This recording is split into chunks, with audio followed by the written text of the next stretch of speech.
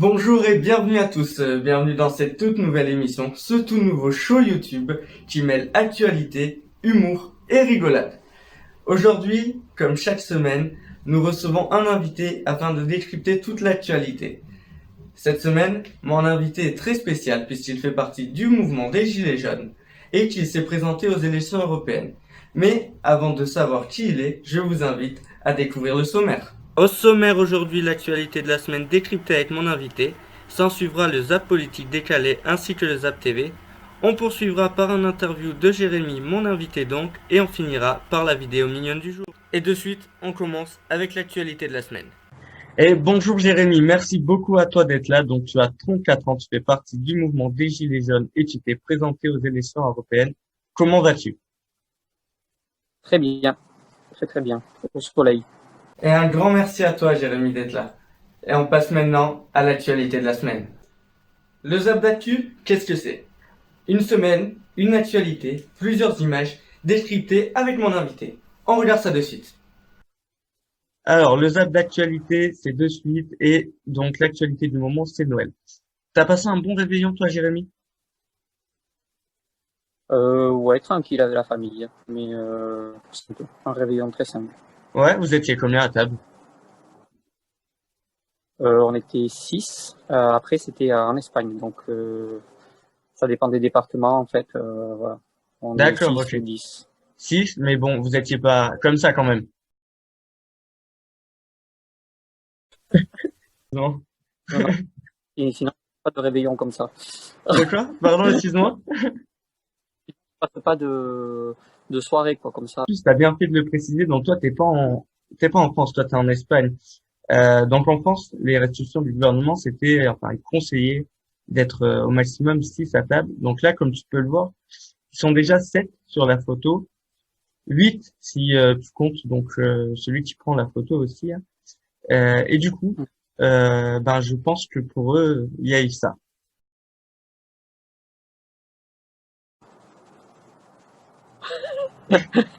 T'as bien mangé? Oui, j'ai très bien mangé, mais très simple parce que comme je fais du sport en ce moment, voilà, j'ai pas envie de grossir. Le confinement que je fasse plus de sport que d'habitude. Je fais attention à ma ligne, ouais. D'accord, ok. Et du coup, c'était quoi le repas? Qu'est-ce que vous avez mangé de bon? Alors le repas, ça a été un petit peu quand même français parce qu'il y a eu du foie gras, il y a eu du poisson, des homards, il y a eu quelques apéritifs, mais ça a été quand même léger. C'était pas quelque chose de comme les autres journées, quoi. D'accord, On a voulu un repas. Voilà. d'accord, ok. Rassure-moi, c'était pas le même repas que ce mec-là.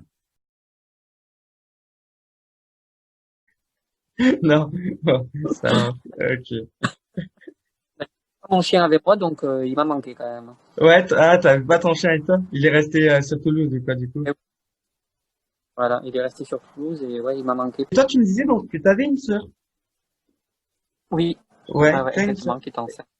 Et Ouais. et vous vous êtes fait des cadeaux ou pas entre frères et sœurs? Quand même. Oui, oui, oui, on se fait toujours des cadeaux quand même. Ouais, quand même. Parce qu'il y en a d'autres. Oui, L'amour fraternel, c'est pas trop ça.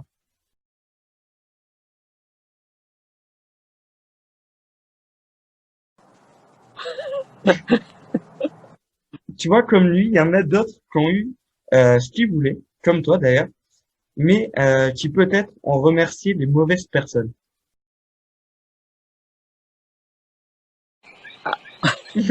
d'accord, d'accord, ouais, ouais. Heureusement que ça met PS5 quand même, mais Ouais, c'est ça. Oui, c'est pas mal. Le cadeau en lui-même est vraiment pas mal, hein. ouais.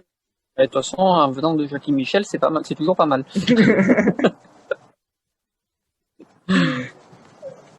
Quand même, pour te rassurer, sache que le Père Noël a été puni pour tous ces cadeaux pourris. Ah, D'accord, lui aussi. Mais lui, c'est normalement il faut être en jaune pour être puni comme ça, ouais, c'est ça. Il est mais pas bon. en jeune pourtant. T'es croyant, toi, Jérémy? Non, Parce que- sincèrement, non. Je crois ce que je vois. Ouais, parce qu'en Espagne, il y a quand même une grosse communauté catholique, non? Oui, ouais, ouais, ouais. Ouais. C'est un des pays. Tout ce qui est latino est très croyant. Mais non, après, moi, j'ai eu des familles qui viennent justement de guerre et d'exil, donc ils sont pas trop croyants, non. D'accord, Encore moins à l'église. d'accord. Mais tu sais quand même que Noël, c'est la naissance de Jésus-Christ, en fait, la naissance de Oui, Jésus-Christ, tout ça. Et du coup, une église en Belgique a voulu marquer le coup.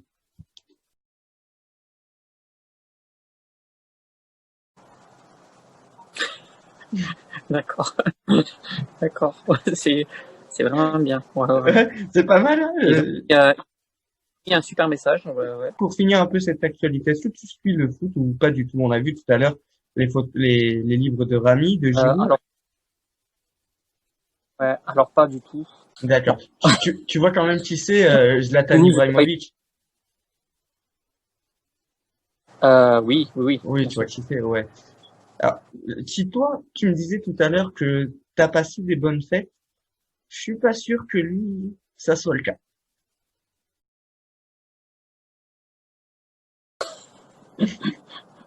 D'accord. Voilà. Ça, c'est lui ou c'est sa mère ou c'est Alors, je sais pas, non. Et un grand merci à toi Jérémy d'avoir décrypté l'actualité avec moi. On passe de suite aux apolitiques. Et un que l'on voit très souvent sur les plateaux TV, mais qui cette fois-ci s'est fait rhabiller pour l'hiver. Peu d'humilité quand on est au pouvoir aujourd'hui en France. La dernière fois que vous êtes présenté à des élections aux européennes, vous avez fait 0,65%, c'est moins que le parti a mis la liste alors qu'ils avaient mis un chien sur leur affiche. Je les méprise. Il y en a un autre de nos politiques qui, le pauvre, n'a pas dû passer un excellent Noël. On regarde ça.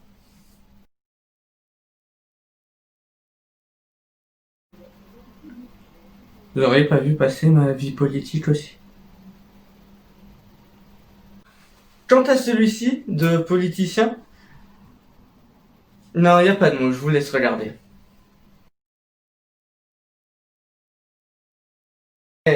Je suis complètement perché. Aidez-moi. Aidez-moi. Je suis complètement perché. Aidez-moi. Aidez-moi. Politique toujours, le vaccin qui fait débat, et personnellement, j'attendrai un peu avant de me faire vacciner. Un ouf partout, même dans ton trou.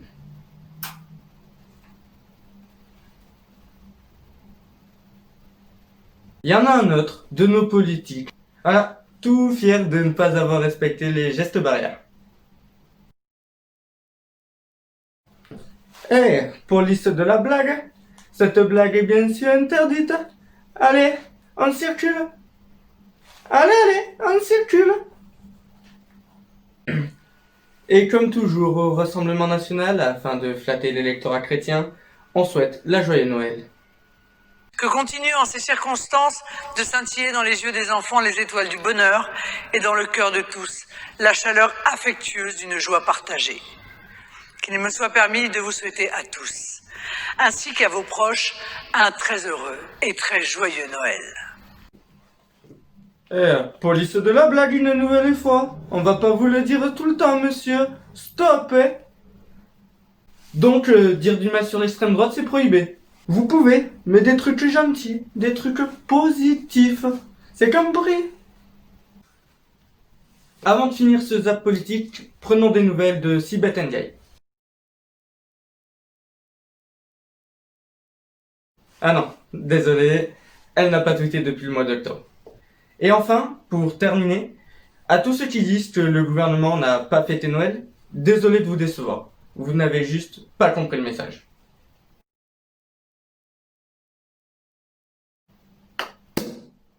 Et merci Jeannot.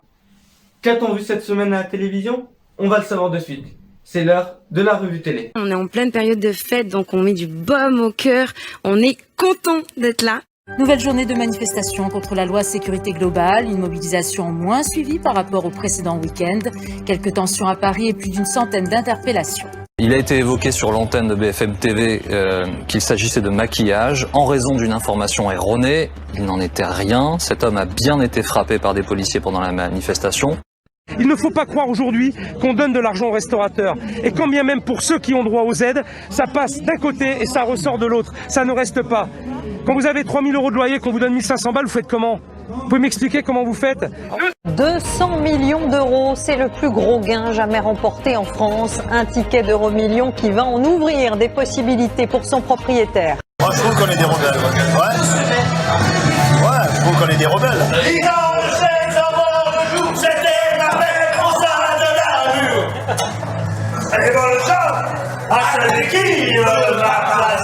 On s'attend en 2021 à 62 000 faillites d'entreprises selon le cabinet Hurler Hermès, soit 32% de plus qu'en 2020.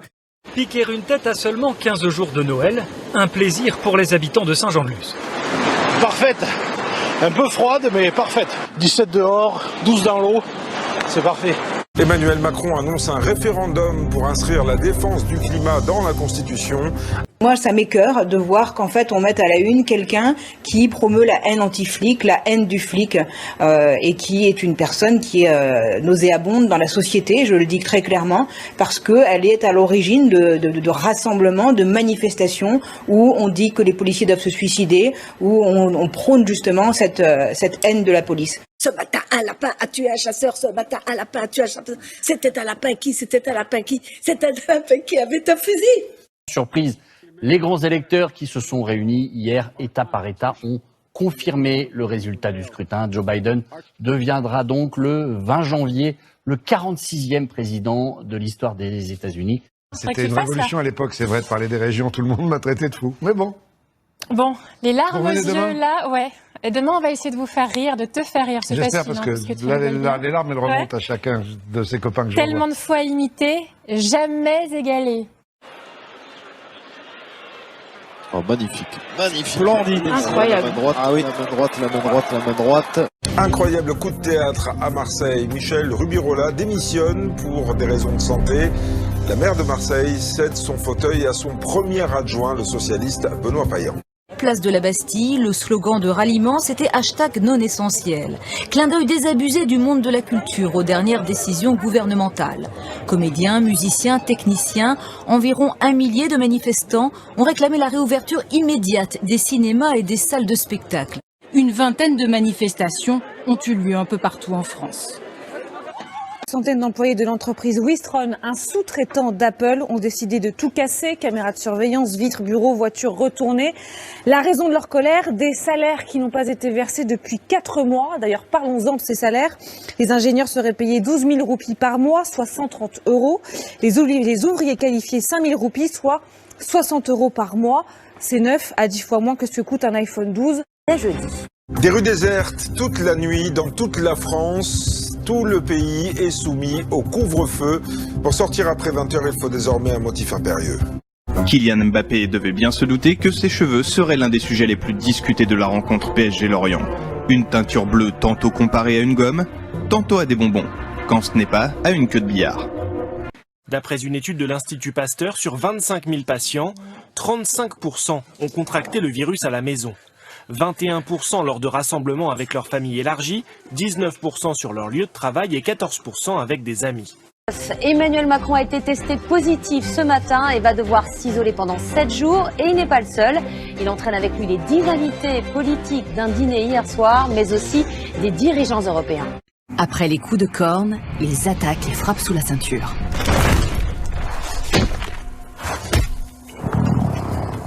Est-ce que tu crois que je dois revenir après les vacances? Non.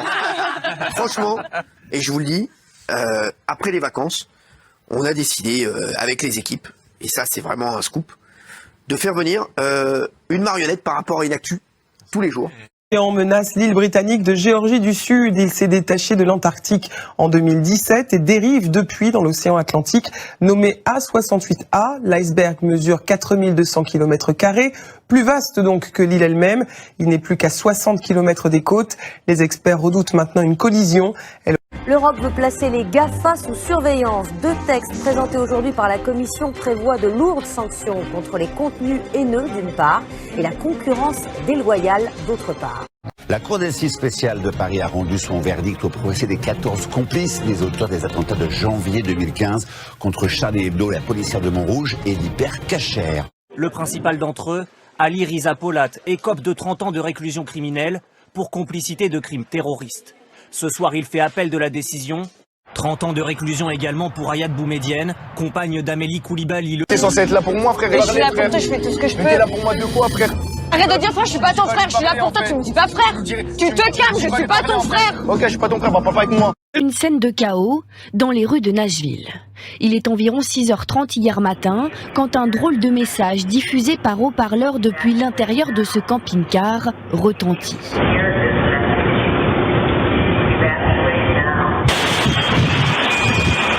Le véhicule vient d'exploser, tout le quartier est secoué. Cela devrait concerner précisément 20 départements à partir de début de janvier. L'annonce a été faite à la télévision. Les premiers vaccins sont arrivés en France. Ils vont maintenant être acheminés vers 2 des régions les plus touchées avant les premières vaccinations demain.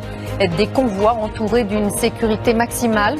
On vous ramène des petits repas chauds. Merci beaucoup. Avec également quelques petites affaires. Mehdi Benamar est sans abri depuis 4 ans. Et Marco Delannoy est en passe d'être expulsé de son logement social. Tous deux apprécient l'initiative et surtout le temps que passent les bénévoles avec eux. C'est cool de penser à nous, de ramener un café, de parler un peu de chaleur humaine.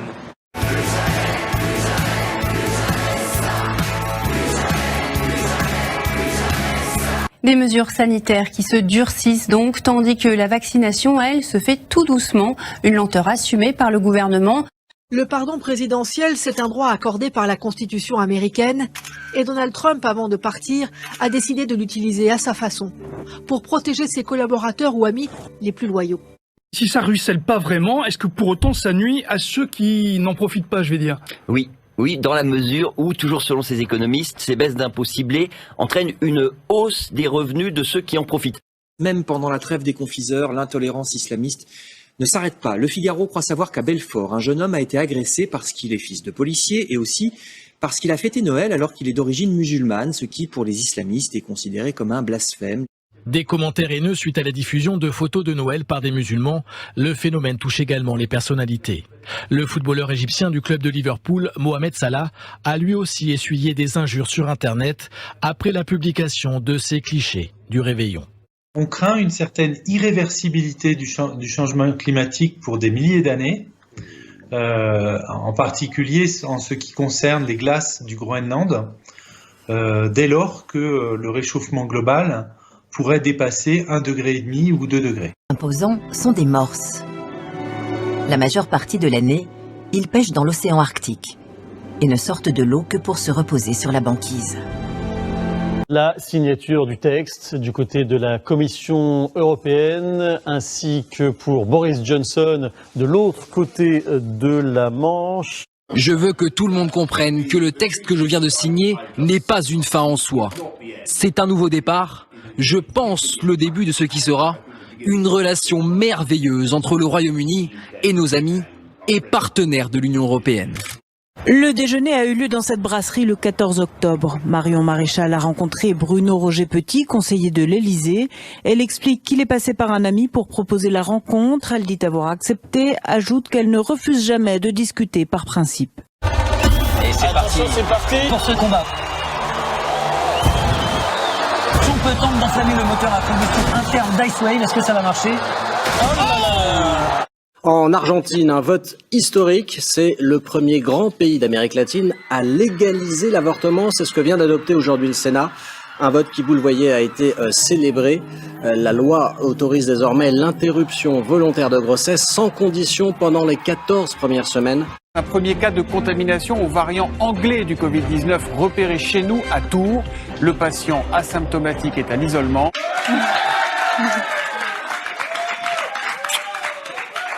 Ça, c'est toujours la magie de cette émission, hein. C'est-à-dire, il y a un panneau écrit « Je l'ai trompé avec Estelle » et derrière, le couple qui s'embrasse. Le couvre-feu en vigueur, 64% des 18-24 ans comptent se rendre à une soirée. J'en peux plus, j'en peux plus. Il manquerait plus qu'un pigeon me chie dessus. l'exécutif, le président, les ministres, ne montrent pas l'exemple et ne se font pas vacciner tout de suite? Moi, je n'aurai aucune difficulté à me faire vacciner. Je vais même vous dire mon impatience à pouvoir être protégé par le vaccin, parce que je pense que c'est une chance. Et je peux même dire que c'est une chance pour l'humanité, considérant les dégâts considérables que fait cette pandémie sur toute la planète. Je ne veux pas prendre la place de quelqu'un qui est plus prioritaire que moi.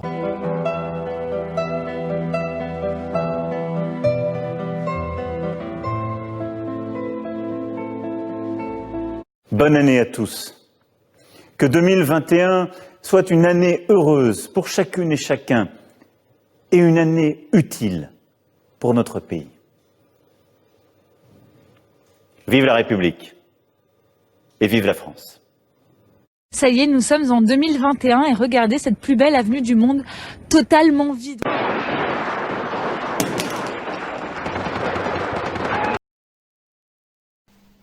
On passe maintenant à l'interview de l'invité. Alors, Jérémy, déjà bienvenue dans cette interview. J'ai dit tout à l'heure que tu avais 34 ans et que tu t'étais présenté aux élections européennes.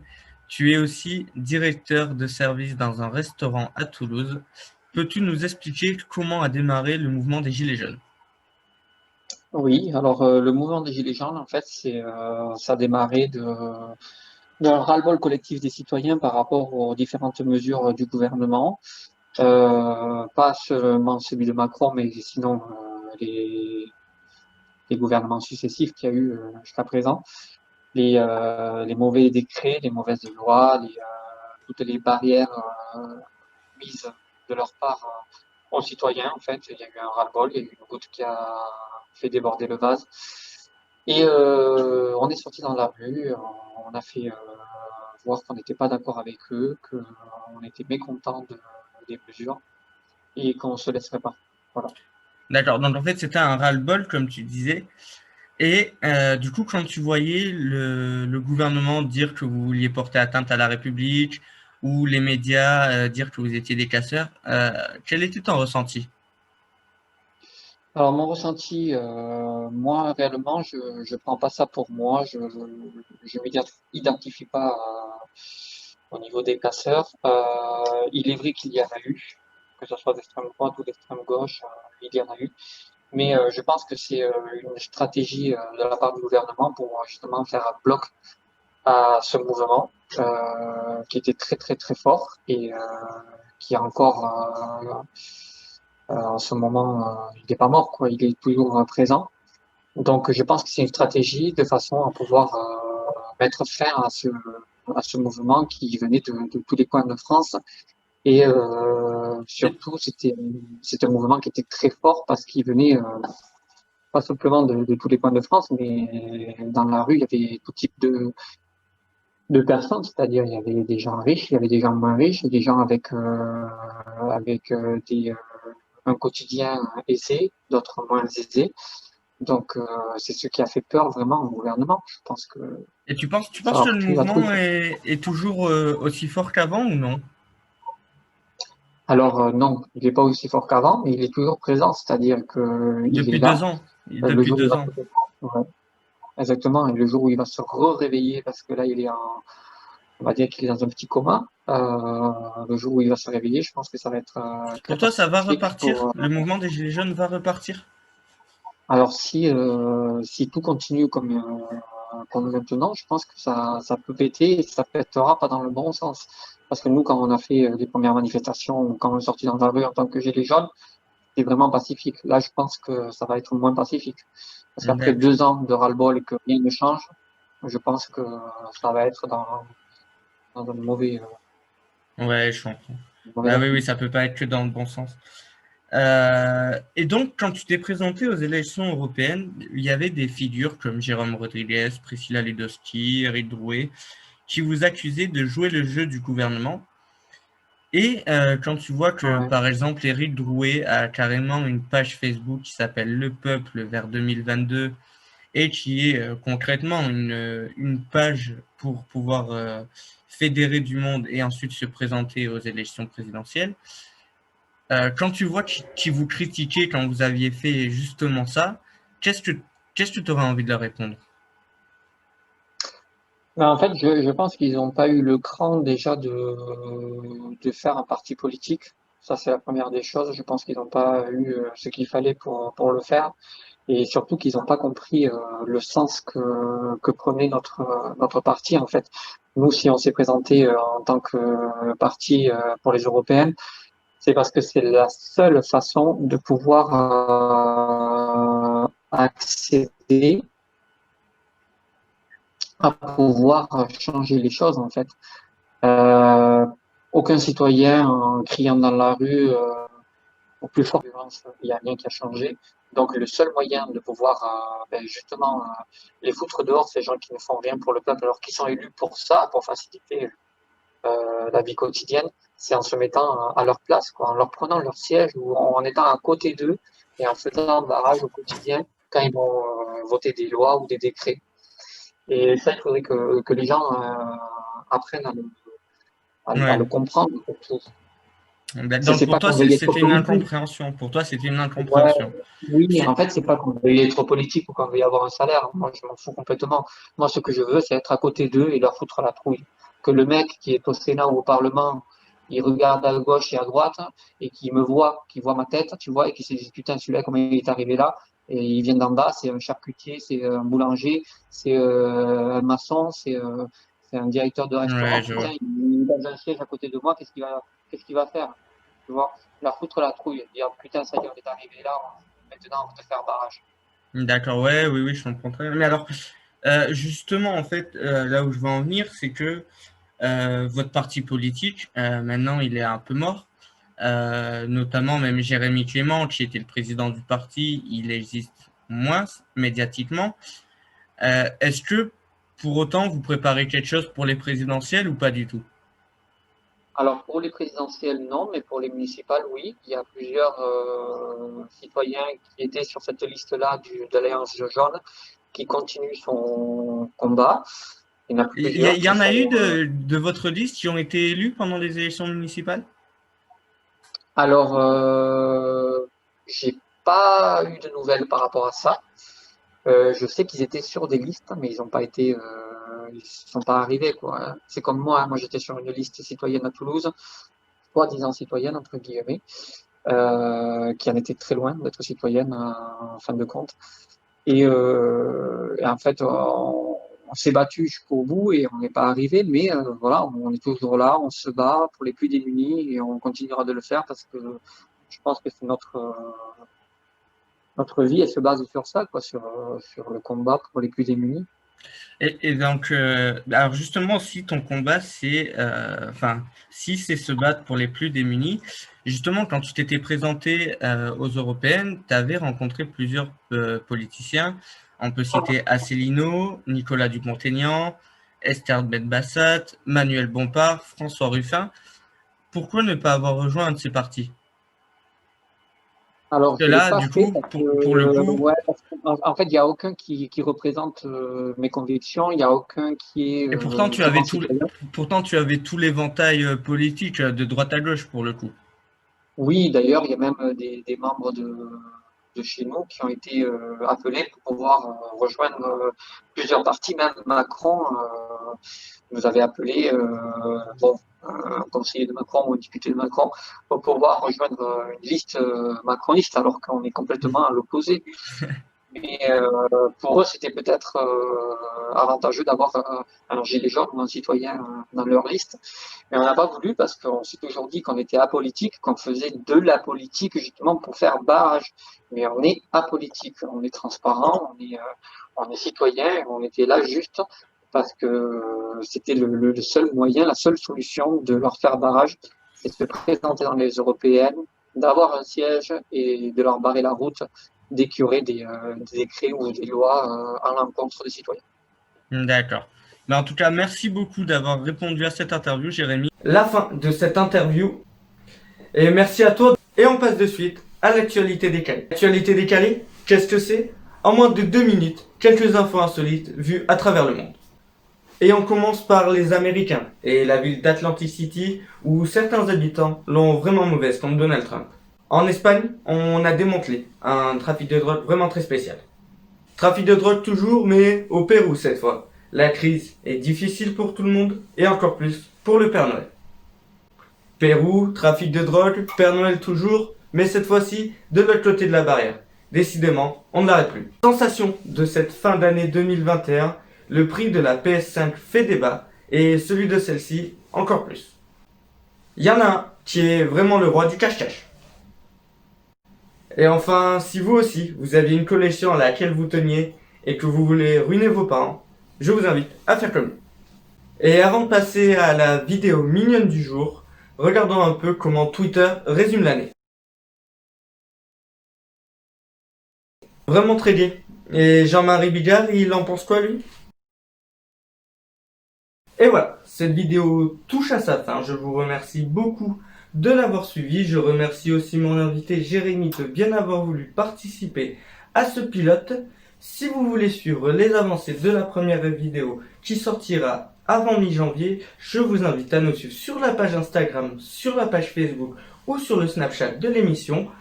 Vous pouvez aussi d'ores et déjà aller vous abonner à la page YouTube en n'oubliant pas d'activer la cloche des notifications. Je vous laisse avec la vidéo mignonne de la semaine. Quant à moi, je vous souhaite une excellente année et je vous dis à très vite.